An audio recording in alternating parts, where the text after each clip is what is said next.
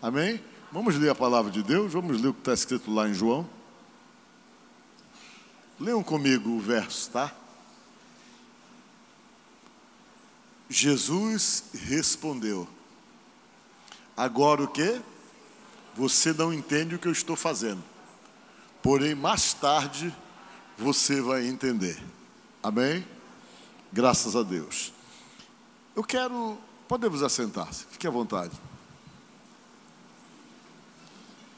Eu quero nesta tarde conversar com vocês e quero me transportar um pouco para 2024 anos atrás, quando Jesus estava numa quinta-feira conversando com os seus discípulos, e essa conversa que ele fez com os seus discípulos foi uma conversa final praticamente, que ele queria formatar no entendimento dele, ou deles, o que era que ele, Jesus, estava querendo.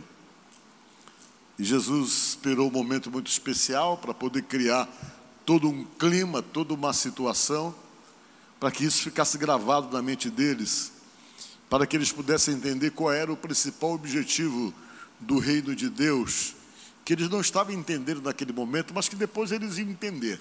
Naquele momento eles estavam pensando uma coisa, e a coisa era totalmente diferente daquilo que eles estavam entendendo naquele momento.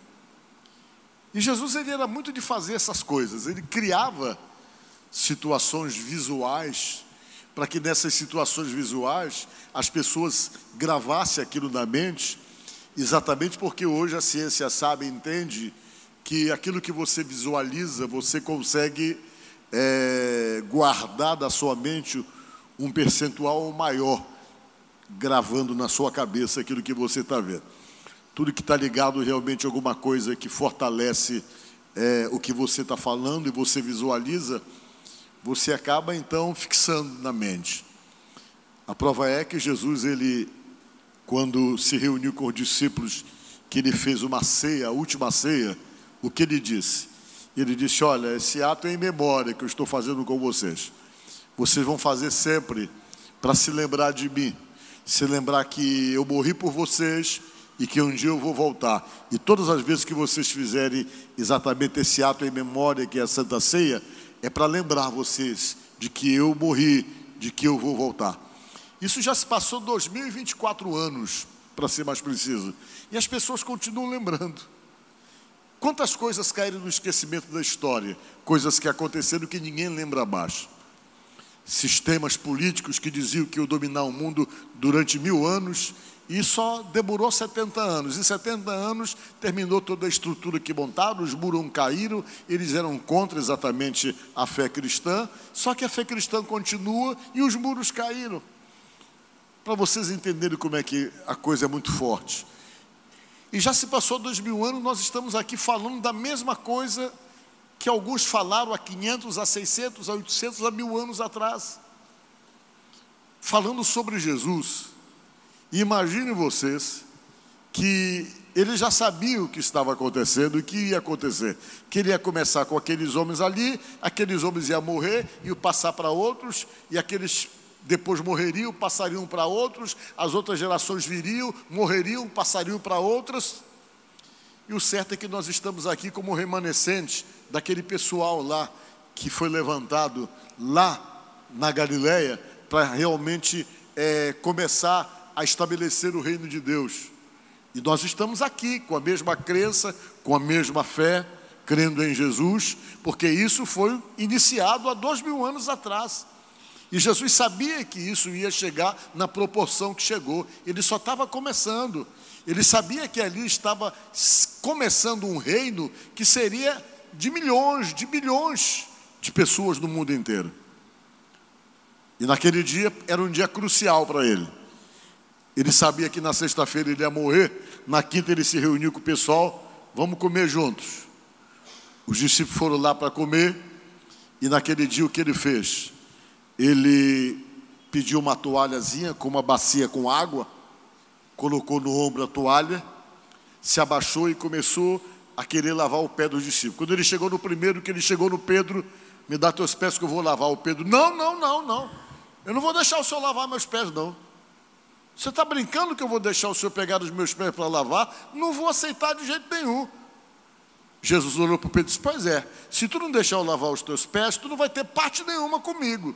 Ele falou: tá bom, então lava a cabeça, me dá um banho logo, faz o que o senhor quiser, mas eu não quero ficar sem ter parte com o senhor. Foi quando Pedro deixou, depois que Jesus falou isso para ele. E depois Jesus foi lavando os pés de cada um, para deixar bem formatado na cabeça deles o que era a proposta dele. Por que Jesus fez isso? Porque Jesus estava implantando o reino dos céus. E naquele momento, todos os discípulos que estavam ali, eles imaginavam que o reino dos céus era uma proposta política para aquele momento, onde eles se dariam muito bem. Essa era a cabeça dele. Bem, a gente está junto com Jesus, a gente vai reinar com ele. Quando reinar com ele, como nós somos pessoas de primeira hora, cada um vai ter o seu cargo. Mateus, que era coletor de impostos, vai ser de repente o ministro da Fazenda. De repente o Tomé, que era cientista, vai ser o ministro da Tecnologia. E todo mundo estava pensando em se arrumar. E dentro dessa visão que eles tinham, uma das principais intenções que eles tinham para poder realmente ter muita expectativa com respeito àquele reino que eles imaginavam que se estabelecer, era aquela imaginação: se nós estivermos no poder, nós vamos ser servidos. Porque já naquela época, quem estava no poder e quem estava ao lado de quem comandava, já era beneficiado, já tinha gente para tudo, era servido o tempo todo. Tinham pessoas que eram realmente, que trabalhavam como escravos só para servir essas pessoas, e essas pessoas que eram os discípulos estavam imaginando que eles iam fazer parte exatamente dessa estrutura de poder, onde eles seriam servidos, onde eles teriam benesses, onde eles teriam realmente a vida facilitada em muitas coisas. E Jesus, quando chegou ali, que simplesmente se manifestou e disse a eles assim: não, olha, eu vou lavar os pés de vocês. Eles resistiram no primeiro momento, porque dentro da cabeça deles, de estrutura de poder, não cabia exatamente a pessoa que era o líder se abaixar para poder lavar os pés de alguém, ou de repente ter uma postura de servo. Mas Jesus queria colocar toda aquela visão deles e toda a estrutura que eles tinham de poder, de cabeça para baixo, dizendo: olha, no meu reino é diferente. Jesus falou: no meu reino vocês não vão ser servidos. No meu reino, o maior é aquele que serve. Diga glória a Deus. Se vocês estão pensando que dentro do meu reino vocês vão ter benesses, vão ser servidos por todos, que todo mundo vai estar ali bajulando vocês e dando na mão de vocês o que vocês querem, saibam que no meu reino é diferente. No meu reino, aquele que quer ter importância, que quer ser o maior, tem que servir primeiro, tem que ser servo. Jesus estava dando uma lição de humildade, tentando colocar na cabeça deles que a proposta que ele estava lançando ali era diferente de tudo aquilo que eles imaginavam, mas que as pessoas iam simplesmente servir. E essa é a principal proposta do reino de Deus. Olha, era difícil para eles entenderem isso. Era alguma coisa que eles iam entender depois, porque estava todo mundo pensando no poder, em se dar bem, numa estrutura de poder, numa estrutura política que eles imaginavam que era o reino dos céus. A prova é que uma tia de Jesus, ela correu para poder se beneficiar. Ela sabia que ela era parenta e de repente os melhores cargos tinham que ser para os filhos dela. Ela tinha 2 filhos que eram primos de Jesus. Tinha o Tiago e o João. Eles eram primos de Jesus. E na reunião que Jesus fez, ela chegou lá para pedir um favor. E o favor que ela queria eram os melhores cargos para os filhos dela. Quando Jesus sentasse no poder, ela queria realmente que Jesus desse um jeito de dar o melhor cargo para os 2 filhos que ela tinha. Que dentro de uma monarquia era o cargo daquele que sentava do lado direito e do lado esquerdo do rei. Eram as pessoas mais próximas do rei, quem sentava do lado direito e do lado esquerdo. E ela foi lá pleitear isso aí, pedir esse favor para Jesus. Vamos ver onde é que está escrito. Ela se aproximou de Jesus e Jesus perguntou: o que é que você quer? Coloca só o verso 20 para a gente entender quem ela era. Depois a gente vai ler o 21. Então se aproximou dele a mãe dos filhos de Zebedeu, com seus filhos, adorando-lhe, fazendo-lhe um pedido. Diz aqui a palavra de Deus. Esses meninos eram chamados de filhos do trovão. Jesus colocou a pedido deles de filhos do trovão. Boanerges foi o nome que Jesus deu para eles, porque os meninos eram meio destrambelhados, eles eram descontrolados, eles eram nervosos. Era uma explosão em pessoa. Um dia eles queriam pedir para Jesus mandar fogo do céu para queimar todo mundo lá em Samaria, porque o pessoal estava negando hospedagem para Jesus. E ela chegou lá e fez o pedido. Queremos pedir um favor, né? Ela foi adorar e pediu um favor. Qual era o favor? O verso 21, que foi o que nós estávamos lendo. Perguntou-lhe ele: que queres? Ela respondeu: manda que no teu reino estes meus 2 filhos se assentem, um à tua direita e outro à tua esquerda. Ela falou: quando o Senhor sentar no trono, permita que esses meus 2 filhos sejam beneficiados. É o favor que eu quero. Eu quero os 2 cargos melhores, as melhores colocações para eles, um do lado direito e um do lado esquerdo. A Bíblia diz no verso seguinte que Jesus disse: mulher, tu não sabe o que tu está falando. Jesus falou para ela: não compete a mim dizer quem vai sentar ou quem não vai sentar. Isso deu um paranauê que vocês não querem nem imaginar. Os discípulos que estavam lá, os 10, viram os 2 indo lá pleitear através da mãe. Os 10 ficaram muito nervosos, ficaram muito chateados. Olha só o que diz aqui sobre os 10. Quando os outros 10 discípulos ouviram isso, ficaram zangados com os 2 irmãos. O pessoal chegou: poxa vida, agora eles vêm na frente porque eles são primos, já querem arranjar o melhor lugar. Eles se chatearam porque eles também queriam o mesmo lugar, o lugar do lado direito e o lugar do lado esquerdo. Por que eles pensavam assim? Que eles não estavam entendendo ainda o que era o reino dos céus. Quando Jesus chegou e começou a pregar: eis que vos trago o reino dos céus, eles imaginavam que o reino dos céus era um projeto político para aquele momento, que deveria ficar isolado ali naquela região da Palestina. Eles imaginavam que o projeto político de Deus era colocar Jesus como rei, colocando Herodes para fora e Jesus sentando no lugar do Herodes. Só que o projeto do reino dos céus era muito mais abrangente do que esse. Deus não estava começando um projeto do reino de Deus para poder reinar somente num pedacinho ali naquela parte que é praticamente da África, da Ásia, não. Não era essa a intenção.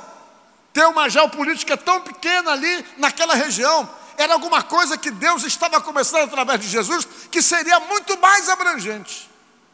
E hoje você está aqui por causa desse reino dos céus. Diga glória a Deus. O reino dos céus está aqui no Brasil, está nos Estados Unidos, está na Ásia, está na África. Em todo canto tem pessoas que seguem a Jesus e que o reconhecem como rei. Esse era o projeto. Uma coisa tão grande, tão imensa, que não ficaria realmente limitada somente à Palestina, mas que se estenderia ao mundo inteiro, como nós sabemos hoje, que em todo lugar da face da terra existe seguidores de Jesus. Diga glória a Deus. Esse é o reino que estava implantando. Só que eles não sabiam. Para ele era alguma coisa para aquele momento, para aquela hora.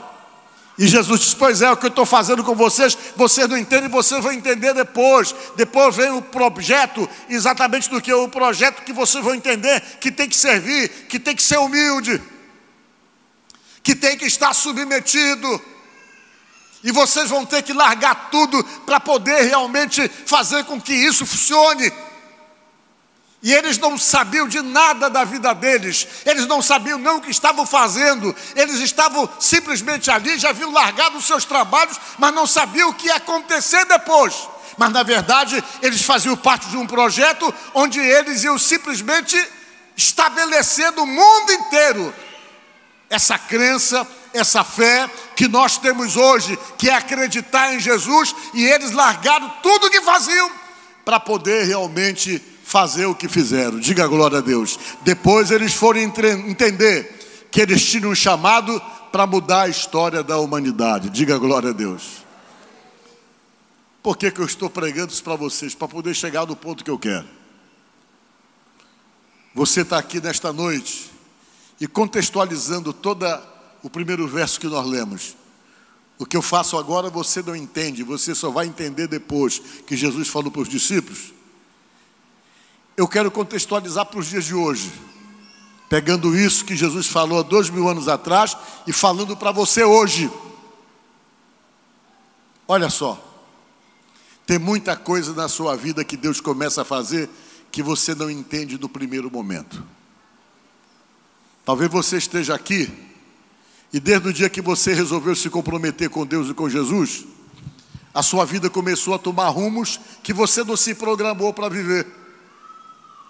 Talvez você esteja aqui e desde o dia em que você assumiu um compromisso com Deus, que resolveu abrir o seu coração para as coisas de Deus, você perdeu o controle da sua vida no sentido de criar rumo para ela ou criar direcionamento para ela, porque de repente uma série de coisas começaram a acontecer que estão praticamente te forçando ou te obrigando a mudar o teu rumo, a mudar a tua direção que você tinha se programado para viver. Eles tinham se programado para serem pescadores de peixe. Jesus chegou e disse: vocês vão deixar de ser pescadores de peixes para ser pescadores de homens. No primeiro momento eles nem entendiam o que era aquilo. Jesus pegou o rumo da vida deles e começou a direcionar para um lado que eles não tinham se programado para viver. Da mesma forma como Jesus costuma fazer com a nossa vida, de programar a nossa vida para determinadas direções que não são as direções que nós nos programamos para viver. De repente você está submetido a Deus e começa a perceber que as coisas começam a dar tudo errado, tudo diferente daquilo que você se programou, tudo diferente daquilo que você se projetou para viver. A sua vida começa a pegar rumos e direções totalmente diferentes. No primeiro momento você vai encontrar dificuldade para entender o que está acontecendo. Você vai encontrar dificuldade para compreender o que se passa. Porque quando Jesus tem o controle da nossa própria vida, não é você que direciona ela. O que você pensa pode não ser relevante se não estiver adequado com a visão de Deus, com aquilo que Ele está querendo para você. E quando Ele tem um projeto ou um plano com você, você vai encontrar uma dificuldade tremenda com respeito a isso, exatamente porque você não se programou para viver determinadas situações, e isso pode te dar uma tremenda de uma insegurança. Mas a Bíblia tenta dizer para nós coisa interessante, que quando você está nas mãos de Deus, você realmente está seguro, e quando você se permite que o Senhor Jesus Cristo tome as rédeas da tua própria vida para direcioná-la para o rumo certo, para a direção certa, nunca você vai se perder. Por quê? Porque você não tem nenhuma capacidade de ver o futuro e, consequentemente, avaliar o que seja bom para você. Mas Jesus tem a capacidade de ver o futuro, de criar o futuro e de direcionar você para exatamente o rumo certo que a sua vida precisa seguir. Diga glória a Deus. Tem uma pessoa que é aqui da igreja, ele não é bem dessa igreja, ele é mais da outra igreja, não sei se ele está aqui hoje. É o doutor Nonato. Ele não está aqui hoje não, está aqui hoje? Não, hoje ele vai lá para outra igreja, com certeza. Eu conheço ele mais ou menos há uns 20 anos. Ele sempre me acompanha para onde eu vou. É meu médico particular, é o primeiro que chega na minha casa. E tem um apego muito grande. E é uma pessoa que eu gosto muito. A história dele é interessante. Ele estava doente. Ele era sargento da aeronáutica. Passou no concurso, se formou de sargento. Não demorou muito tempo que ele está lá feliz, tentando seguir a carreira que ele escolheu. Apareceu um problema na coluna dele. Esse problema de coluna levou ele para baixar o hospital. E depois de ser examinado, a aeronáutica resolveu dar a reforma dele prematuramente. Ele se programou para viver toda uma carreira militar E de repente surgiu um problema na coluna dele, e a aeronáutica o reformou. Ele achou que estava muito cedo, porque ele tinha projeto com respeito à carreira dele. E depois ele ficou bem, e mesmo ficando bem, não deu para reverter o que já tinha se decidido lá, que ele estava reformado novo ainda, por conta desse problema de coluna. Ele ouvia um programa que eu tenho no rádio todo dia, deitado lá no hospital. E ele dizia assim: o dia que eu sair daqui do hospital, eu vou lá nessa igreja, que é da igreja do Monte Castelo. E ele saiu do hospital e foi direto lá para a igreja. Contou a história dele para mim, conversou, chorou, estava deprimido, já em depressão, porque ele achou que a vida dele tinha parado, porque ele se programou para aquilo e ele agora tinha que parar no meio do caminho. Ele achava que o salário não era suficiente, o salário estava defasado bastante naquela época e tal. Ele achou que ele não sabia nem como ele ia se sustentar, e ele estava muito preocupado com respeito ao futuro dele, porque toda aquela situação surgiu e agora ele estava bem, mas não tinha como reverter uma decisão realmente de reforma que deram para ele. Aí ele vinha, conversava comigo, chorava. Eu dizia para ele: olha, se você está com Deus agora, deixa que Deus vai dirigir as coisas. Eu falei para ele. Ele disse: é mesmo? Eu digo: é. Aí ele chegou comigo um dia: pastor, ore por mim que eu vou ter que estudar agora, eu não sei o que é que eu vou fazer. Eu estou fora da sala de aula há muito tempo. Eu vou ter que estudar. A primeira coisa que eu vou fazer logo, eu vou fazer o vestibular. Porque o vestibular, eu vou fazer esse vestibular e começar a treinar para poder ver se eu consigo me formar em alguma coisa. Eu digo: vá, faça o vestibular. Ele pegou, fez o vestibular na UFMA. Aí ele foi fazer o vestibular na UFMA. Quando demorou alguns dias, ele chegou no meu escritório com os olhos iluminados. O senhor nem sabe da maior. De que foi que houve? Eu passei no vestibular. Eu disse: foi mesmo? Tu nem me falou que curso tu fez. Que curso você fez? Eu fiz medicina.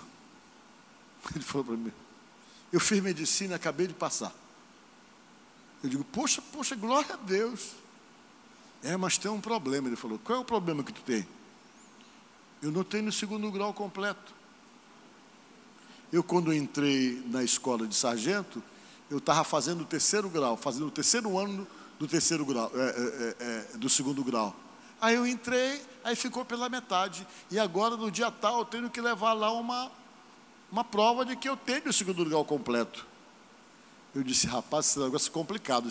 Não dá nem para comprar, que se comprar é pecado. Eu falei para ele assim: Deus vai ter que dar um jeito para ti. Ele disse: é mesmo, vamos num colégio ali. Aí ele foi num colégio que tinha no João Paulo. O diretor do colégio, muito gente boa, disse: olha, rapaz, dá para você? Eu não vou dar o curso. Falou: eu vou ter que passar as provas. Se você passar nas provas que você vai ter que fazer, aí eu dou o certificado para você. Mas se você não passar, eu não tenho como dar o certificado para você. Está errado eu dar o certificado para você. Eu posso me comprometer, só que você tem que passar. Deu para ele um calhamacho de apostila: vai estudar. Ele tinha uma semana para estudar, para depois ir fazendo as provas com o diretor do colégio. Ele foi, começou a fazer as provas, passou em todas. Diga glória a Deus. O homem deu o certificado para ele. No dia certo de levar o documento, ele tinha o certificado de que ele tinha o 2º grau completo, depois de estudar muito para poder tirar. Ele falou para mim que estudou mais para tirar esse 2º grau do que para passar no vestibular. E ele foi, começou a estudar. Hoje ele é psiquiatra. Começou a estudar, se formou. E depois que ele se formou, Deus devia ter um plano. Há anos ele trabalha a custo zero no ônibus que nós temos, esse ônibus que a igreja tem, que tem um consultório de odontologia e um consultório médico. E a igreja faz no interior do Maranhão, aqui nos bairros carentes de São Luís, nós costumamos fazer trabalhos periódicos de assistência médica e odontológica. E a gente ganha muito remédio também, a gente leva remédio, leva tudo. Quando vai atender essas pessoas que moram distante, que não têm acesso a médico, a igreja vai com esse ônibus, leva um médico, leva remédio, faz exame de todo tipo, a gente fala, leva um pessoal que faz exame.